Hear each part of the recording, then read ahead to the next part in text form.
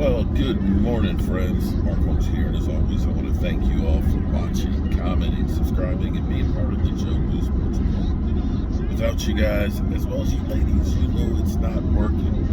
I am almost down here in the country to go do some work before I head my ass back up the road to get back so we can troll Philly 500 and the Eagles as they take on Tampa Bay. It's going to be a rough week in the NFC East. I ain't going to lie to you. Between them and Kansas City going to Washington, it's not going to be easy for those guys. And who knows if Danny Dimes will be playing. They said he took snaps before practice. We'll see if he's out of concussion protocol or not. And of course, we have to go to New England, a place that we have lost 6 straight at. It's been like forever since the Dallas Cowboys have won a game in New England. And you're still going against one of the greatest coaches in the history of the NFL. I know we're going against Mac Jones, the good old rookie that's had 5 interceptions in the last 2 weeks and stuff like that. But you know what? It's the NFL. Anybody can beat you. Anybody can beat you. So an interesting thing, the boys at Pro Football Focus have done, of course, their rankings. And right now, they're ranking the Dallas Cowboys offensive line numero uno, the best offensive line in football, that they're playing outstanding. And I have to agree with them because knowing the pass rush that Tampa Bay had that first night where Dak Prescott was upright, seeing the amount of time that Dak is also helping them out by getting rid of the ball, one of the quickest releases in the NFL. They are opening holes like nobody's business for Tony Pollard and Zeke Elliott, making them look good. The only part I would say that's been kind of a worrisome thing is actually Tyler Badish at center. That I'm a little worried because sometimes we get a few bad snaps, and sometimes those bull rushes from some of those really good nose tackles are basically putting them in Dak Prescott's lap. But even with that, the Dallas Cowboys offensive line has been stellar. And who would have thought, if we had said before the season started that La'el Collins was only going to play 1 game and that Terrence Steele was going to be the starter at right tackle, most of y'all would have rolled your eyes and said, oh my God, it's Chaz Green 2.0. But here's the thing. This weekend is the last weekend of La'el Collins being on suspension. We got our bye week, of course, the following week, which will be sad because we won't see our Cowboys playing, but we understand. Does La'el Collins get his starting spot back? I know the old saying is you don't lose your spot due to injury. That's what they say. But you look at how this offensive line has performed with him out of the lineup. You have the best cohesion in this offensive line in forever. Because when you start thinking about some of the things that have happened, do you realize that Dak Prescott throwing for 300 plus yards last week and Zeke and Tony rushing for over 200 yards? The last time that happened for the Dallas Cowboys, the last time that they had 300 plus yards passing and 200 yards plus rushing was 1984. I was a senior in high school, guys. I was a senior in high school the last time that happened. What you think about something else here?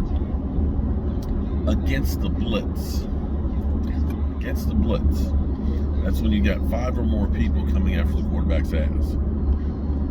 Last week, Dak Prescott, 3 touchdown passes against the blitz. The 3rd time this season, he's had 3 or more touchdown passes in a game facing the blitz. The only other quarterback this season to have 3 touchdowns versus the blitz, and he only had 1, is Tom Brady. You don't do that without having an offensive line that's helping to keep those guys off your ass. those guys are doing an outstanding job. And Terrence Steele, he got a personal foul because he threw a guy off of one of his own players. A little bit of nastiness.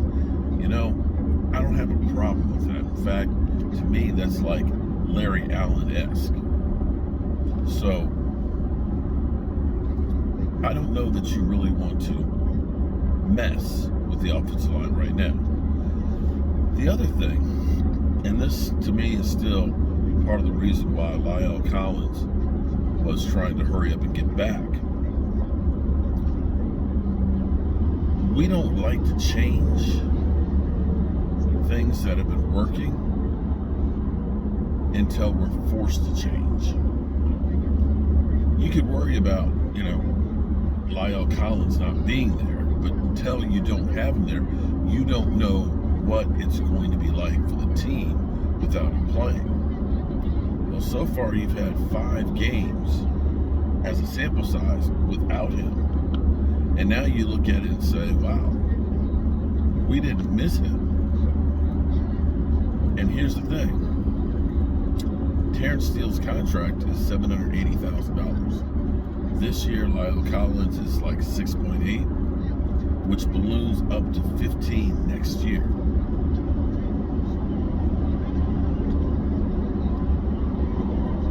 I'm not saying get rid of La'el Collins. Not any stretch of the imagination. But the decisions that you make on the team and who you pay and the players you bring in have a direct impact on winning in football. Make no mistake about it, the Cowboys, by hook or by crook or by just damn luck, had to bring in so many different free agents. They got lucky that they panned out. When you think about Washington getting a big-ass salary and getting Landon Collins as a safety, or you think about the Seattle Seahawks giving up 2 number 1s and a 3 to get Jamal Adams, and you look at the Cowboys spending about $1 million each for Malik Collins and Jaron Kearse and Demontre Kazee. You start looking at that and saying, they did pretty good without spending any money or draft picks on getting players. You start looking and thinking, is that money that I'm spending on La'el Collins better suited at bringing in other free agents for collectively making the team better? Not my decision to make, but one of those ones that I guarantee is being discussed at AT&T Stadium right now. Those are the things you look at.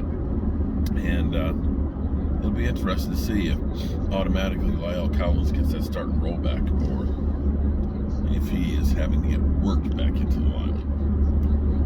Okay, y'all. Hope y'all are having a great day. After a whole lot of fog driving through this morning, it looks like it's going to be a beautiful day. And a few more hours, Stuart Morrison will be getting the surgery. As soon as I hear anything, I will be the first to let you know. Peace and have a great day.